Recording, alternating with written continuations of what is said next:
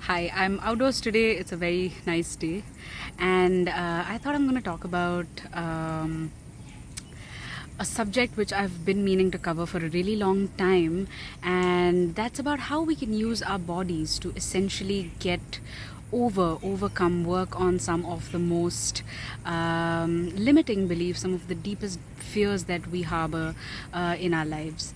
And this is kind of related to singing because I think with the new wave of information that we've now received on trauma and how our bodies are essentially holding a lot of trauma, it's very important to understand the impact that your body can have in this process of overcoming and healing from our worst experiences and from things that hold us back, essentially. So my name is Abhilasha. I am the founder of Goalless Vocal Studio, which is a voice training venture for singers and other intensive voice users. So let's get started. The book that I think is at the center of today's conversation is called Letting Go. This is the book.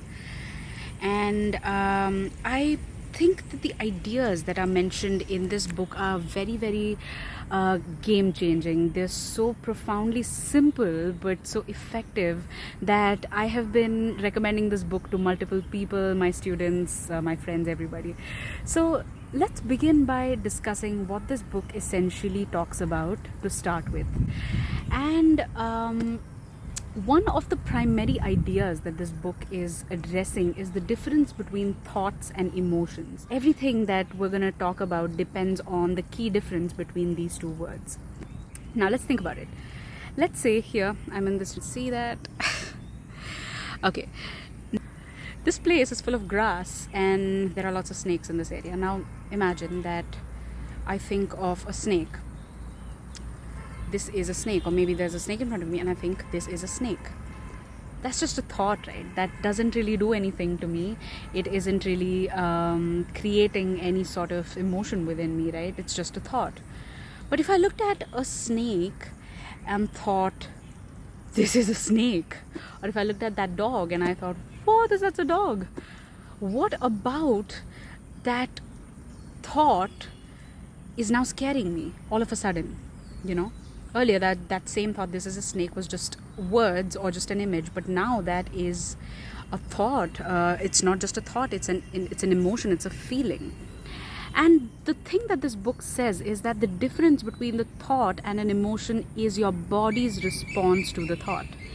So when I was just thinking this is a snake, I wasn't really feeling much, but the minute I thought this is a snake, my body tightened up, restricted, my heart rate got up, there was a pit in my stomach, or maybe my body started to jitter. All of those things started to happen. And so essentially it was the physical sensation that made me register this experience or this thought as a scary one. Okay, so why should we give a shit about this essentially? A thought is nothing if not for the physical sensation. So thoughts by themselves are not the problem.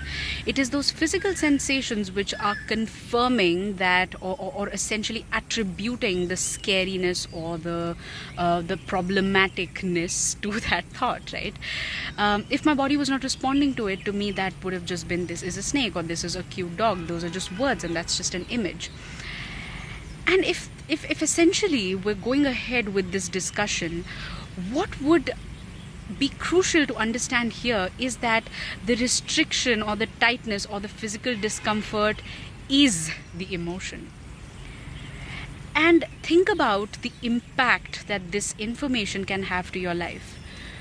When things are really severe, like say you've received some very terrible news or something really horrible has happened or someone has really angered you, that physical sensation is often overpowering. We are very, very acutely aware of that pit in our stomach or feeling like we want to puke or like someone punched us in the stomach, right? It's really extreme. But when we're living with negative emotions, sort of like an undercurrent. They're kind of there, but they're not exactly screaming for attention, you know. It's very easy to not notice them. But if really negative emotions are nothing but negative sensations in our body or discomfort in our body, if someone is essentially leading their life in an anxious way or thinking negative thoughts about themselves, has a lot of deep, unresolved thoughts about themselves, things like, I'm not loved, I suck, I'm never going to make money, all of those things, imagine that constant tightness in the body is always present. It's not going anywhere. And why is this important for us to know as a singer? Because that trauma or that negative emotion, that limiting belief about yourself is in your body all the time. That tightness is there in your body at all times. Your muscles, your bones, your fascia, every single cell in your body is essentially affected by that thought. And the reason it's affected by that thought is because the body is the root of that emotion.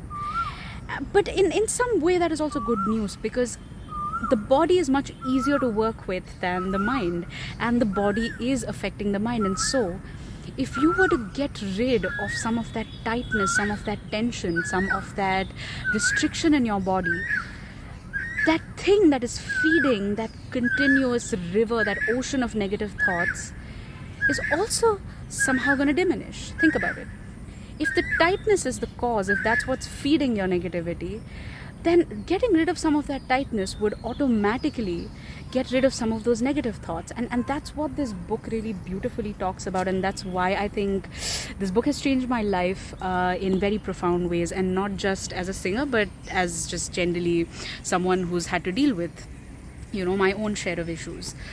So let's talk about the method of letting go, and I really intend on doing like a full guided meditation on this subject, but for now let's just talk about the concept.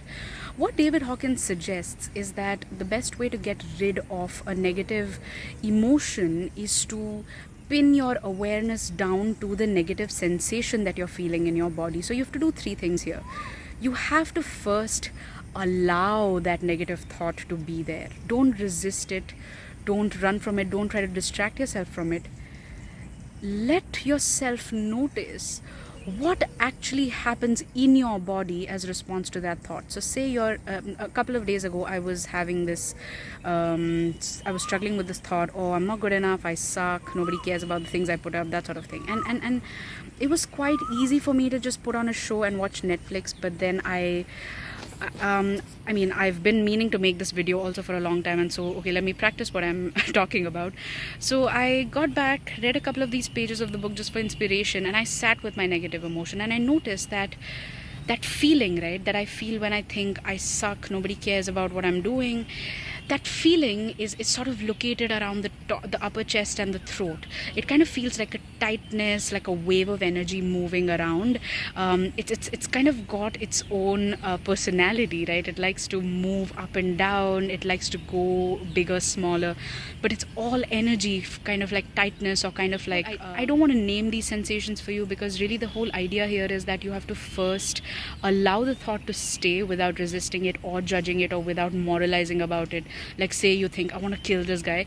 Don't moralize, oh, killing is bad, murder is immoral. No, just that thought is already there. Now let's face it. So you think, I want to kill this guy, and what do you feel when you think that? So when you think that, the first thing is that you have to allow that thought to exist without resisting it. The second thing that you have to do is allow yourself to feel whatever that thought is causing you to feel. And now in order to do that, you have to place your awareness on where you think the epicenter of that emotion is. And like I was saying, in my case, when I thought I suck, I felt it up here. Sometimes when I feel anxiety or fear, I feel it in my solar plexus or in my stomach. Now I have over time begun to observe and describe, which is the third thing. You have to describe the sensation. Stay with it for a while. And the cool thing is, if you keep giving it your attention, staying with it, observing it move through your body, it dissipates sometimes within 30 seconds, 40 seconds. But if I don't do this letting go, sometimes it can mess up my whole week, my whole day. It's really crazy how impactful this stuff is. I have found that this is one of the really, really effective ways of letting go of some of the worst thoughts, some of the deepest fears that I have, because it physically feels like you're letting something go. There have been days when it's made me cry, like bawl my eyes out. There are other days it makes me laugh like a crazy person, and I don't know why that happens. There are days when I want to, like, my breathing naturally gets like deeper, like almost like you're hyperventilating, but you shouldn't freak out. You should stay with it because it's the body's way of letting something go out. And again, also don't expect to have that sort of a purge every single time. This differs, and that's the process and the beauty and the fun here, that it's going to be different every time, but you just gotta stay with it. Okay, now let's talk about singing in particular. Why is it important to work on freeing up the body? Because every negative emotion lays in the body, and if you are moving around your life with that tightness, especially I've seen this with children, that they are quite honest, right? A child who's afraid has a very meek, thin voice. A child who's very happy and confident has a big voice. And even the shy children, when they get very familiar with me, they start to have these big voices. That's because their state of mind is physically affecting the space, the openness, and their breathing in their body. And this is another thing to understand, that the breathing is the first thing to go down the drain the minute we experience a negative emotion. Think of the worst news you've heard, or the really stressful situations in your life. You wouldn't see a sad person walking around like that with an open stance, right? Our response to stress is to diminish, is to fold inwards, and and that collapse is happening on a very internal level. Everything within our body shrinks, it diminishes. And the breathing is the first thing to be affected, because breathing loves space and voice loves free breathing. So essentially, voice thrives on space within your body. The more the space for the sound to resonate, to move around, the more the freedom for your muscles to regulate the breath, the better your voice is going to sound. And this is pretty much the boring side of singing work, which is essentially the most effective things as we go. The vegetables are usually the ones that we tend to skip, but this is what this is. The sort of deep work is important for us to actually gain lasting results with our voice. We cannot separate our life, our personalities, our bodies from our voice, and this is something that I really wish everybody understood, and that is essentially a large part of what I do. It takes a long time, a lot of commitment, a lot of love, and a lot of I would say respect for this whole process for you to see lasting results, because like I said, we cannot go very far with our singing by merely scratching the surface. This is everything about who you are, what you do, what you think, what you feel, and how you go about dealing with all of that. So that was essentially about letting go about this book. I want to make a guided meditation about this, because this is a subject that I think I really love talking about. I want everybody here who's coming onto my channel to benefit from this book, this thought, this idea. And I think if you've come this far, if you watched the whole video, the very reason you clicked on this, I think, is probably because destiny meant for you to know this message and this book. And I believe that when the student is ready, the teacher appears. And so maybe David Hawkins is the guy for you, or also Byron Katie is a great is an amazing woman who's got a very beautiful body of work. It's called The Work. You can check it out. I'm going to leave all these links below so you can buy this book, but I think David Hawkins is such a wonderful force, and I think everybody can benefit from this. This is not just for singers, it's for honestly anyone who's struggling with their thoughts. So that is about the video. I apologize for the shakiness of this video, but I really hope the message hit home with some of you. And I'm gonna see you soon. Bye.